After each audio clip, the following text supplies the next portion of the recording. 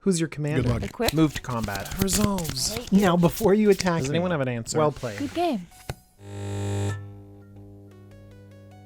Hello everyone, my name is DJ. You're watching the Jumbo Commander YouTube channel, and I recently made a deck tech where I built a $60,000 commander deck. That price tag is outlandish, but so's the one I'm introducing you today. Today, I'm giving you a $16 deck tech. I have Atris, Oracle of Half-Truths at the helm, and this deck is fun and powerful and can win games. Let's take a look at Atris, Oracle of Half-Truths. 2 blue-black for a 3/2 legendary human advisor with menace. When Atris enters the battlefield, target opponent looks at the top 3 cards of your library and separates them into a face-down pile and a face-up pile. Put one pile into your hand and the other into your graveyard. Atris poses an interesting question to your opponents, and they don't always have to give you a tough decision. They can give you the cards that you want. And so that's why this deck is all about give and take. It's a super political deck, but it also has a lot of ability to take things from your opponents. And let's start off with that. Inevitable Betrayal can take any creature from your opponent's deck. It is a little bit slow.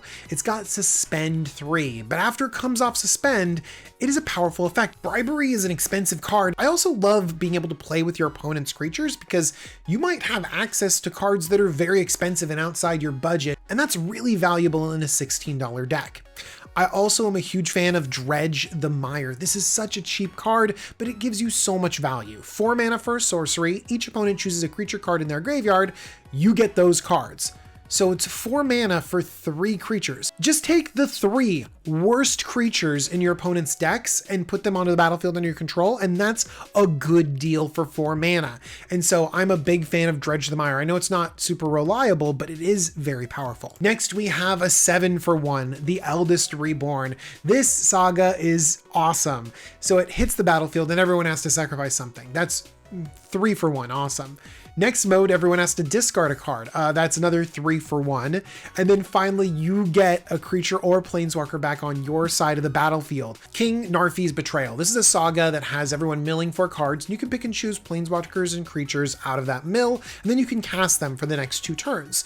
It's pretty limiting on what you can cast and when you can cast it, but it's still a pretty sizable amount of card selection and again, access to your opponent's awesome cards. Creatures in Commander games die, and when they do, you're going to steal them with Mimic Vat and play them every turn to gain that sweet, sweet ETB value, and when a better creature dies, you're going to take that one next. As we transition from spells to creatures, let's talk about a Spell Shaper. This Overtaker can turn every random extra land that you have or removal spell that doesn't have a target into a Ray of Command. You can just take any opponent's creature at instant speed and attack with it or block with it, do whatever you want with it.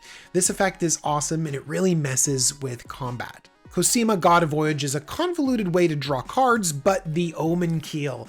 This is a hilarious legendary vehicle that can swing in and steal your opponent's lands. If you get to untap with Daring Thief, then you get to set up a cool exchange, and you have a lot of dinky ETB creatures in here that you will gladly change for your opponent's sweet, sweet creature. Hostage Taker is one of the more expensive cards in this list, but it's worth it. It is a removal spell where you get to steal that creature. Next, we have Dazzling Sphinx. If it hits, you get to steal your opponent's spells. Zareth San, the Trickster, is a 5 mana flashy 4/4, and when it hits your opponent, well, you get to put a permanent card from that player's graveyard onto the battlefield under your control, which is a really big effect. Now, people really like Zareth because it has this like rogue ninjutsu on it, where you can just like take an unblocked rogue back to your hand and put Zareth into play. We don't have a ton of rogues to be able to do this, but let me assure you, you don't need them. Flash is good enough. Now let's get a little bit bigger. Rakshasa Debaser. Every single time this creature attacks, now this is just attacks, it's not even dealing combat damage, you get to pull a creature from their graveyard and put it onto the battlefield under your control. That is a huge effect, and you want to get even bigger? Encore. 8 mana. Just send 3 tokens everywhere, get a creature back from everyone. It's insane. It's awesome. And then finally, let's round out the stealing category with Thieving Amalgam. Every single turn, you're manifesting the top card of your opponent's library, and you're getting drains for everything that you've stolen from them. You want to talk about stealing, Gonti, Lord of Luxury, is one of the best cards at just stealing from your opponents. It's straight up pick out of the top 4. Next up, we have my Sneaky Combat category. This deck has a lot of creatures in it, and we have some really awesome triggers if we can deal combat damage to the opponent, so let's find different ways to get our creatures through. Dream Shackle Geist can lock someone down. Portal Mage is really sneaky when it comes to combat. Flashes in and has your opponents redirecting all their attacks elsewhere. Sly Instigator can goad something every single turn, but it makes it unblockable, so you can make sure that your opponent's getting in at your other opponent. Tempest Caller comes down and taps down an opponent's creatures. Again, this opens up huge lines of attacks. One opponent that's ahead but has a board, tap it all down, and all 3 of you can attack in. It's great. Whirler Rogue can give your own creatures unblockable. Again, really good for all of those effects where you need to hit the opponent, but you can also grant your opponent unblockability to make sure they get in damage against someone else. Blade Griff Prototype. This is one of those great cards where if you hit someone, well then you can cause collateral damage elsewhere. You really need a lot of politics to have Blade Griff Prototype work, but if it does, you're vindicating a card every single turn. Bloodthirsty Blade is an equipment that can attach anywhere you want, goad it at your opponents, and then when that creature dies, equip it somewhere else. Equip it to big creatures you don't want swinging at you, or equip it to utility creatures that you want to send into their deaths. And then finally, one of the most expensive cards I have on this list is Bident of Thassa. This is an attacking deck, and we are going to be dealing combat damage, and so drawing cards every time you do it is phenomenal. But combining that with this combat chaos sub-theme is spectacular, because we can tap the Bident and make your opponents attack this turn if able. There are a lot of decks out there that don't want to attack with their creatures, and so it's hilarious to have them send into combat. Reconnaissance Mission has a similar effect to Bident of Thassa, but you can cycle it away if you don't have creatures that'll give you card draw, or if you just need to hit that land drop. And then Sig River Cutthroat is another way to draw cards based on your combat damage. So let's quickly run through the ways that we can open up lines of attack. Overtaker can take your opponent's creature, giving you better attacks. Dream Shackle Geist can tap something down. Hostage Taker can take a hostage. Tempest Caller can tap down. Whirler Rogue can make unblockable. Shriekmaw can get something out of the way. Ebony Fly can jump something into the air. Luckstone Warhammer can trample over. Bident of Thassa can make everyone else attack, opening things up for you. Doomblade kills something. Poison Cup kills something. Price of Fame kills something. And Blood Chief's Thirst kills something. Now, there are a few super political cards out there that definitely get better if you can make a deal. I already mentioned that Blade Griff Prototype, killing something every single turn. But there are other political favors in this deck. You know, part of it is just the mana ramp. I've included Spectral Searchlight and Victory Chimes as bad 3-mana mana rocks because they can donate mana to your opponents. Sometimes your opponents are just 1 mana short of being able to save us from the archenemy across the way. You can curry favor by just tapping an artifact, giving them a little bit of ramp. Cards that can get you favors are valuable, and don't give them away lightly. An extra mana is worth a lot. Replication Technique. You have a lot of creatures in this deck, and so you'd like to double them up. You can easily give away a copy of a creature to someone else if you can make a promise that that creature doesn't come at you. Come to think of it, the original can't come at you either. Infernal Offering is great in this deck. You do have some disposable creatures, and you have ways of getting things into the graveyard, so bringing back a big relevant creature is pretty great. Wrong Turn is a great way of getting rid of a creature, but also doing a favor, keeping that creature on the battlefield and making sure it's redirected back at your opponents. I have one more controversial political card that I think is incredibly powerful. Let me know. Aeon Engine. 5-mana artifact enters the battlefield tapped, which does hurt me. But when you tap and exile it, you reverse the game's turn order. This is huge. It's like an extra turn spell. Just imagine it. You take your turn, it goes to your opponent's turn, you reverse the turn order. So after them, you go again. And so what you've done essentially is given yourself an extra turn before everyone else gets a chance to. Normally in a 4-player game, you're waiting 3 turns before it's your turn again.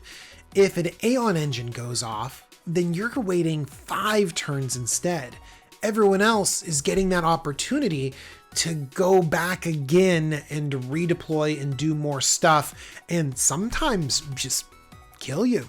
Now, one thing I have to point out is that this deck is filled with card draw, and I think that it is incredibly important that it is, because You need velocity in budget decks. Sometimes the cards you play are slightly underpowered, but if you keep playing cards and you keep drawing them, it'll keep you in the game.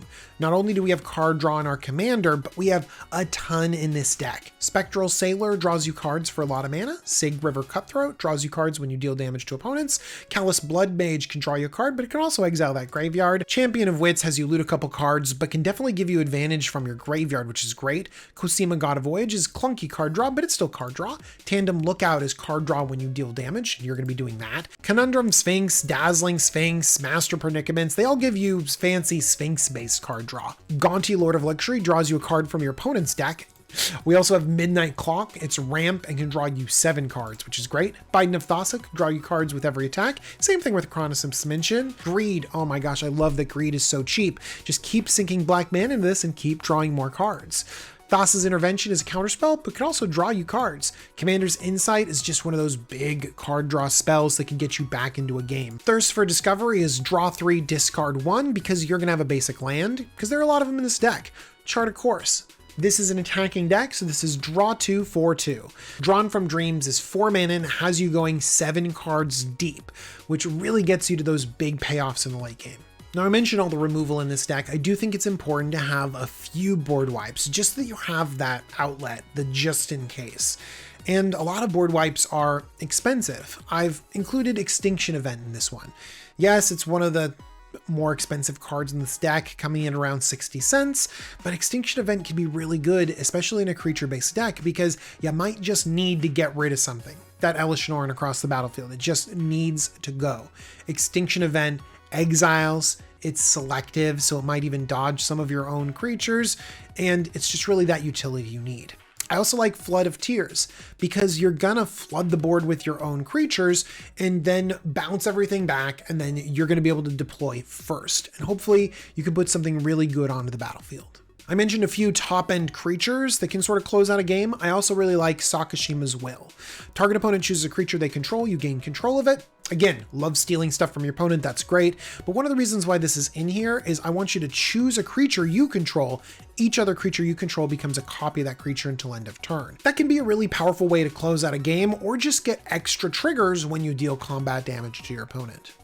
Stolen Identity is great because you're making a copy of someone else's thing, taking it for yourself, but Ciphering is fantastic. Putting this onto a creature so that you can keep casting the spell over and over again is something that just gets out of control. Gotta mention the mana base because I put a little bit of money into it. Choked Estuary, Command Tower, Crawling Barrens, Darkwater Catacombs, Dreadshift Reef, Port of Carfell, Sunken Hollow, Temple of Deceit. All of those come together and make something that'll let you cast your spells. This deck has 8 ways to ramp you, which might be a little bit light considering how much card draw we have. If you have a little bit more in the budget, I would cut a card draw spell and add in a really powerful mana rock. Needless to say, we do have the most powerful mana rock, Soul Ring, even though it's the most expensive card in this deck. We do have 3 2-mana rocks, Ebony Fly, Sky Diamond, and Charcoal Diamond. We have the 2 really dorky 3-mana rocks with the Spectral Searchlight and Victory Chimes I mentioned, along with Midnight Clock. With that, we have Dreamscape Artist, another spell shaper that turns extra cards into mana ramp. And that is the deck. Together it comes in at $16. Now that is me picking and choosing the cheapest cards out there.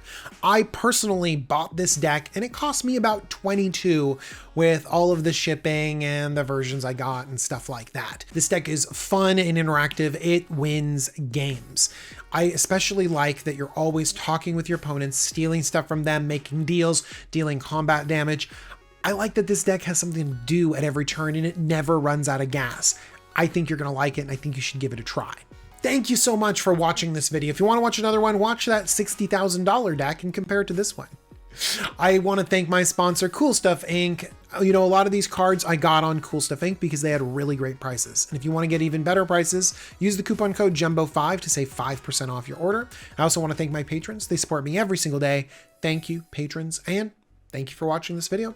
Hope you like it. Let me know in the comments down below what upgrades you would add to this deck. All right, everyone. Bye-bye.